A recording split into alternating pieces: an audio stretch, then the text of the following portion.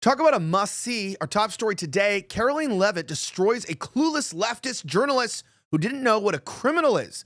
We're talking about this story and so much more here on the Gateway Pundits Week in Review.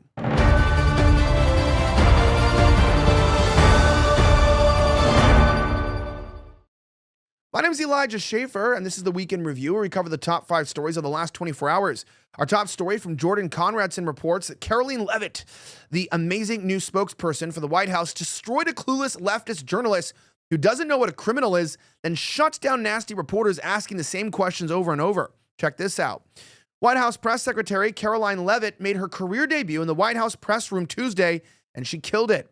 At one point during the briefing, Leavitt shut down 2 different reporters who pressed her back on the Trump administration's deportation of illegal aliens who had not been convicted of a crime inside of our borders despite crossing the border illegally. It was reminiscent of Kayleigh McEnany, maybe even better.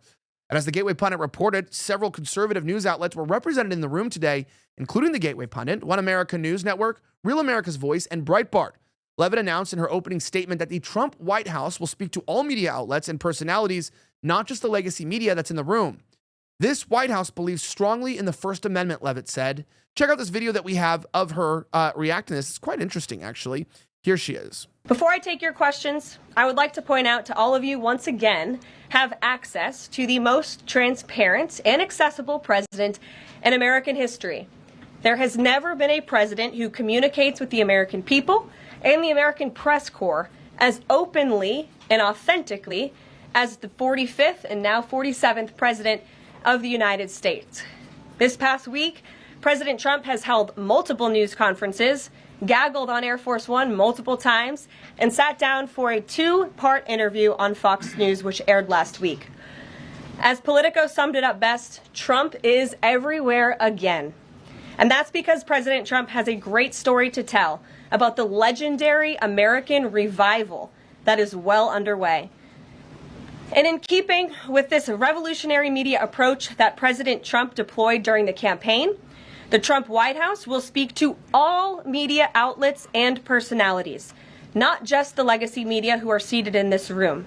Because according to recent polling from Gallup, Americans' trust in mass media has fallen to a record low. Millions of Americans, especially young people, have turned from traditional television outlets and newspapers to consume their news from podcasts, blogs, social media, and other independent outlets. It's essential to our team that we share President Trump's message everywhere and adapt this White House to the new media landscape in 2025. To do this, I am excited to announce the following changes will be made to this historic James S. Brady briefing room, where Mr. Brady's legacy will endure. This White House believes strongly in the First Amendment, so it's why our team will work diligently to restore the press passes of the 440 journalists whose passes were wrongly revoked by the previous administration. We're also opening up this briefing room to new media voices who produce news-related content and whose outlet is not already represented by one of the seats in this room.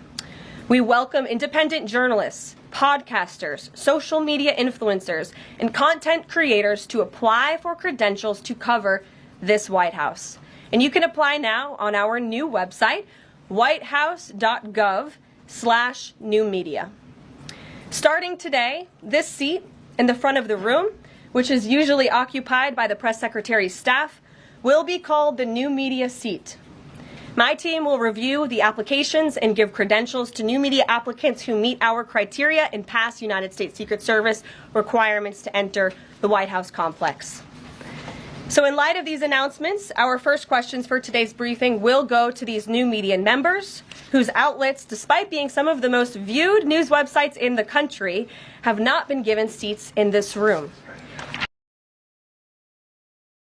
Wow. Okay. You know what? That's actually, you can take it off the screen because it auto plays on Rumble there. But, you can really see the intensity here.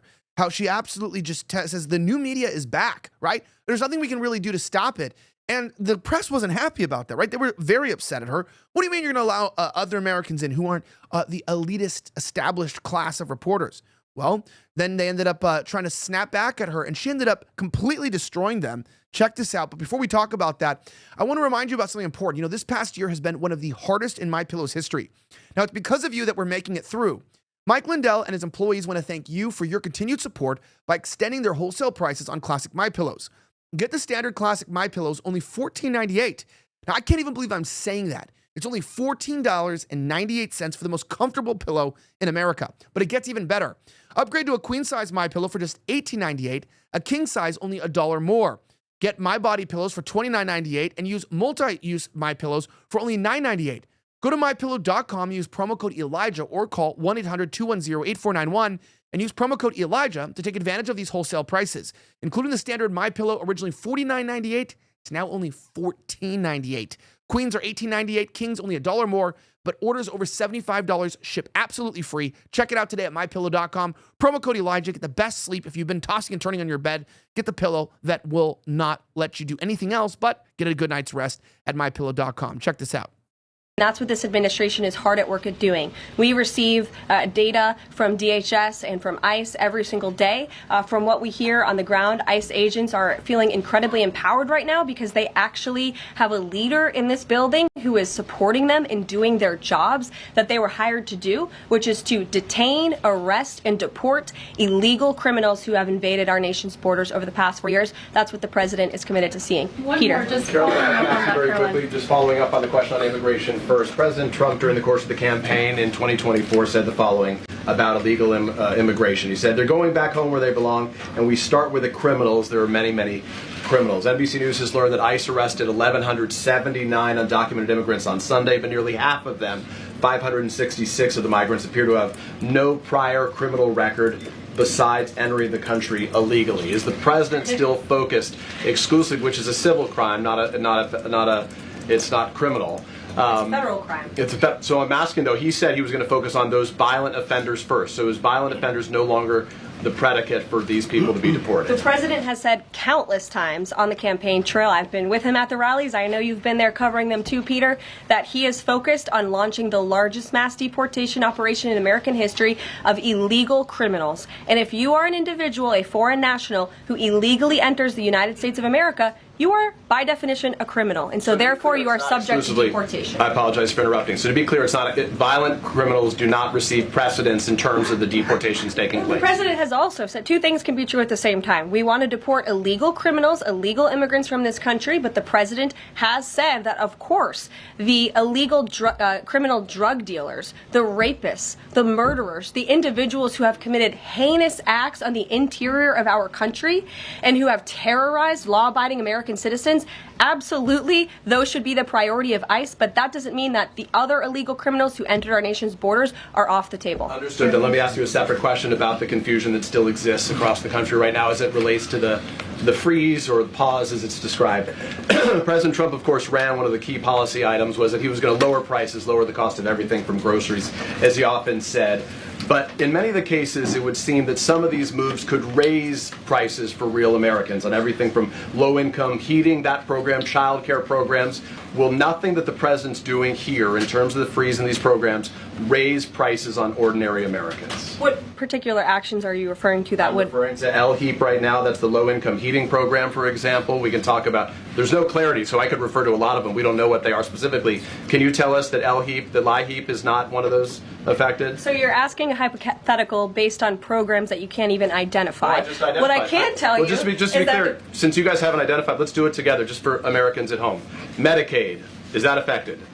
I gave you a list of examples: Social Security, Medicare, welfare benefits, food stamps that will not be impacted by this federal pause. I can get you the full list after this briefing from the Office of Management and Budget. But I do want to address the cost cutting because that's certainly very important and cutting the cost of living in this country. President Trump has taken historic action over the past week to do that. He actually signed a memorandum to deliver emergency price relief for American families, which took a number of actions. I can walk you through those. He also repealed many onerous Biden administration regulations. We know over the past 4 years, American households has been essentially taxed $55,000 in regulations from the previous administration. President Trump, with the swipe of his pen, rescinded those, which will ultimately put more money back in the pockets of the American people. So deregulation is a big deal. And then when it comes to energy, I mean, the president signed an executive order to declare a national energy emergency urgency here at home, which is going to make America energy dominant. We know that energy is one of the #1 drivers of inflation. And so that's why the president wants to increase our energy supply to bring down costs for Americans. The Trump energy boom is incoming, and Americans can expect that. Please share that. Oh, look at that. Here we are once again, finally having somebody in charge here that knows what they're talking about. Isn't it weird, by the way, that she didn't get the job because she was a lesbian? I know. I was thinking the other day, why don't we have more lesbians in positions of power? And then someone reminded me about Los Angeles burning down. And I was like, oh, yeah, that's because when you hire people based upon their sexuality and their identity, not based on their merit, you end up with crazy people. And you hire someone because they're a black lesbian. Look, everybody knows you don't want a black lesbian pilot. You're also not going to want a black lesbian anywhere, really. I mean, hey, look, that's totally biased. That's not the official opinion of the network. No, they don't have an opinion on those things. But I mean, come on. Fat black lesbians and all these people, there was a lot in power. There was a weird arc there, right? The mayor of Chicago, the press secretary. I don't know if I want to go back. Please wake me up. It was a bad dream. Check this out. Here's a sneaky GOP senator behind Pete Hegseth's ex-sister-in-law's 11th hour hit piece affidavit. Listen to this. It turns out that the Wall Street Journal revealed that GOP Senator Tom Tillis was behind helping Pete Hegseth's former sister-in-law gather the 11th hour affidavit with allegations of abuse to senators before the confirmation vote. As previously reported, senators received an 11th hour affidavit with spousal abuse allegations against Trump's defense secretary. An affidavit from Hegseth's former sister-in-law, Danielle Hegseth, alleging instances of abuse and mistreatment of the former spouse involving Hegseth's second wife, Samantha Hegseth, was submitted to senators. Look, the attacks, this is what I told someone, by the way. I posted something and I was like, you know, if I believe 50% of the things people said about me online, I wouldn't like me either. But being slandered and libeled on the internet is like, or in the media, is sort of the price you pay for being honest or being good at your job. Like, is there anybody out there? Look at Trump. Trump's... the CNN, I think, got sued for saying Trump is a rapist, right? I mean, it gets to the highest levels. People, you know, it was like the Gene Carroll, right? It was like Trump said, like, you know, that was really inappropriate, people say, but he's like, you know, if I was going to rape someone, that wouldn't be my type, you know? And people are like, that's such a terrible thing to say. It's like, well, come on, if you're going to try to say Trump raped someone, at least, like, make it believable, right? And everyone's like, that's victim blaming. And you're like, she literally said she thought rape was sexy. Do you remember that? She goes, I don't know, Anderson. Don't you ever find rape to be sexy? That's very bizarre, woman. Very, very bizarre. Now, that being said, have you ever wondered what happened to legendary Chuck Norris? Listen to this. I saw a video that he made, and I was shocked.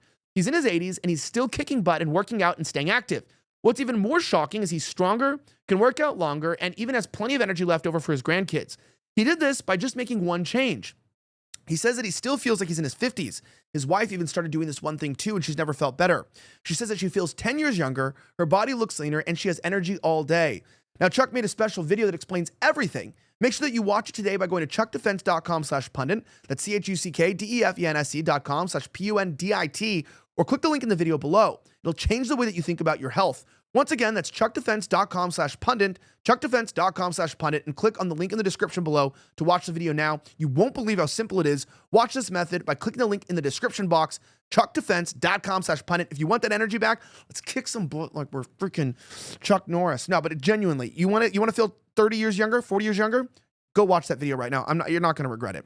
All right, that being said, in interesting news, owned, Stephen Miller schools Jake Tapper on his who's going to pick the crops argument as the Trump admin deports illegals. Check out this video. We'll play for you here. You're not going to want to miss it. This is masterclass in being interviewed by the media. A question about, because one of the reasons that President Trump got elected, according to President Trump in an interview, I think it was with Kristen Welker of NBC, was because of grocery prices. Not the only reason, but a reason, high prices, inflation, especially at the grocery.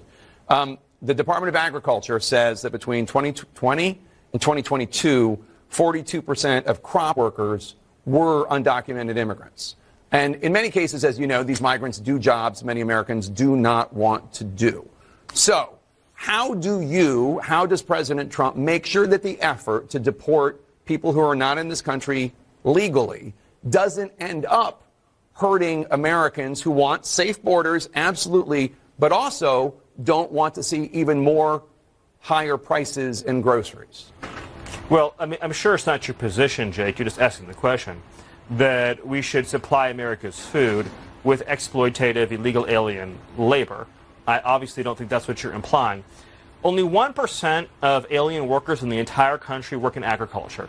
The top destination for illegal aliens are large cities like New York, like Los Angeles, and small industrial towns, of course, all across the heartland, as we've seen with the Biden floods. None of those illegal aliens are doing farm work. Those 30,000 illegal aliens that Joe Biden dumped into Springfield. I'm talking about the ones that are. But I'm explaining this. It's important to understand. No, you're kind of changing the subject. I mean, I'm talking about the ones. I will give me 30 minutes. I'll go as deep as you want on this. I'm explaining to you and your audience. I don't have I'm talking about the ones that work in the agriculture industry. I'm you explaining can come back to you and we your can talk audience. about the ones in the cities. I swear. I'll do the whole answer. The illegal aliens that Joe Biden brought into our country are not full stop doing farm work. They are not. The illegal aliens he brought in from Venezuela, from Haiti, from Nicaragua, they are not doing farm work. They are in our cities collecting welfare. As for the farmers, there is a guest worker program that President Trump supports. Over time as well, we will transition into automation, so we'll never have to have this conversation ever again.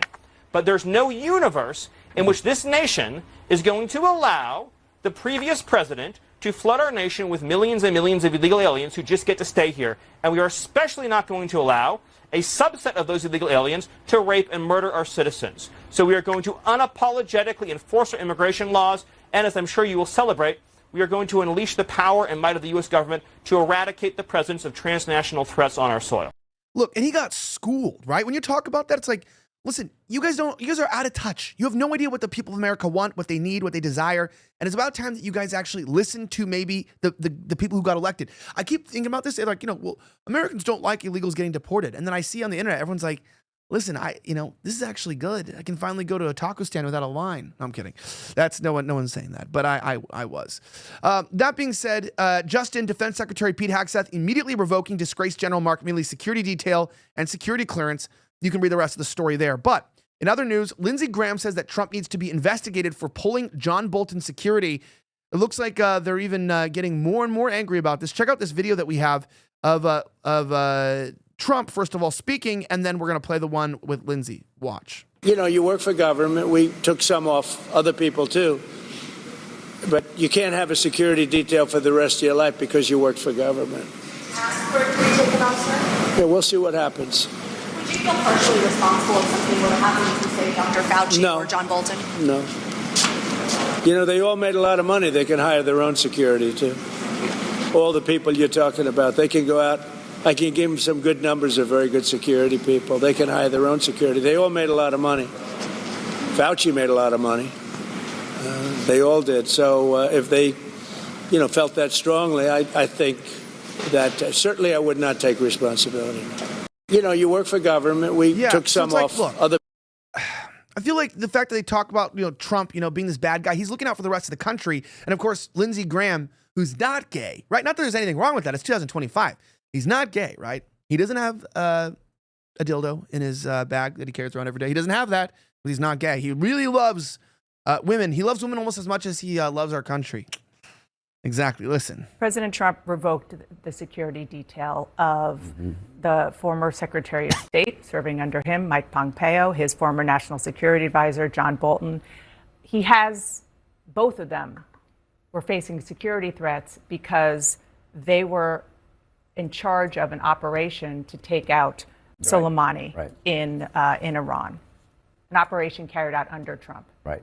Should Trump have revoked that security? I talked to Senator Cotton about this. He's the chairman of the Intel Committees. Very, very good man. He said he had a briefing and he asked the briefers, if it were you or your family, would you think you deserve a detail? And they said yes. Whether you like John Bolton or not, that's not the question for me, is that you don't want to leave people hanging. There's no doubt in my mind the Iranians have been out to kill President Trump. I've been briefed about it. I know he's been briefed about it. I'm glad he has protection. Whether you like Bolton or anybody else, we need to make sure that if you serve in our government and you take on foreign power at the request of the administration, that we do not leave you hanging. So they should get the security back? Yeah, I think we need to, the Senate needs to look at what happened and sit down and figure out what's the best way forward.